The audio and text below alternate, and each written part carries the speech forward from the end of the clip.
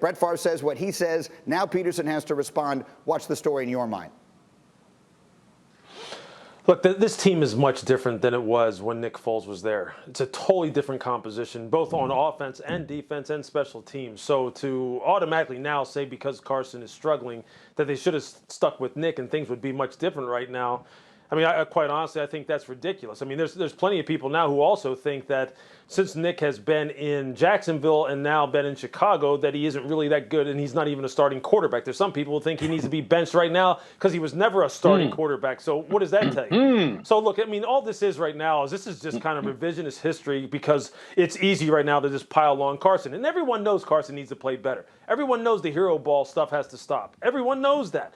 Everyone also knows that his offensive line is decimated. He doesn't have the same receiving core, from week to week. And the defense, when you're talking about playing complementary football and winning football games, is nothing like it was during that Super Bowl run. They don't have the same kind of depth at all.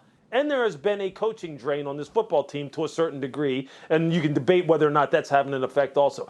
There's so many things that are different from the time that Nick was there that it's like who cares anymore about what Nick would have done or if he would have been better. It doesn't even matter. All it is just talk. That's all it is. That's clearly true. And yet the talk doesn't go away for whatever reason. And so, Damian Woody, again, I'm coming to you because before this season began, you made a bold prediction on this show that you thought that Wentz would get benched this year. That was at a time when other people were predicting he might be the MVP of the league. So you tell me, what's gone wrong for Carson Wentz this season? Well, Greeny, listen, it's a combination of things. Obviously, Lewis spoke upon it. The personnel on offense is just drastically different. Whether it be the offensive line, players missing on the offensive line, skill position players haven't been available to the quarterback. But also a big part of it is just the quarterback. Listen, no one can deny Carson Wentz's talent. We all see it on the field. But the fact that he goes out there and one play he makes a spectacular play, and then he'll follow it up with a couple plays. It's like, what the hell are you doing? The hero ball through, trying to run around. Actually, like Brett Favre. Run around and trying to throw these crazy plays, and then it ends up in a bad mistake.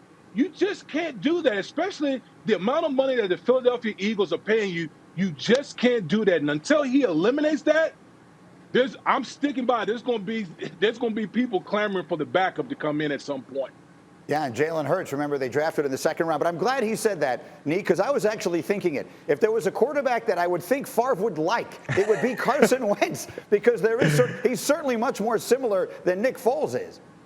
Yeah, but no one likes what they see when they look in the mirror. You're always annoyed by the person who acts like you. He's trying to take his place. So, yeah, I can understand why he will look at that and say, no, that's not the type of quarterback that I would want to bring in. But I got a bone to pick with Lewis because he just came in and took everything, all the good stuff. Frank Reich, they need to bring him back. He talked about the change on the roster. Like, I know Thanksgiving is coming up, but you can't take all the smorgasbord. You got to leave some analysis for me. Jeez. But I would say Lewis greedy. I know, Lewis is greedy. I would say that they made the right decision at the time when they made the decision, given the information that they had. And right now, it still seems like they made the right decision. Both of these quarterbacks right now are playing like bad quarterbacks. When you got two bad quarterbacks, you take the young bad quarterback because there's potential that he will get better. Fair enough. Very quickly, Lewis, because they play in this ridiculously bad division, they likely will make the playoffs this year.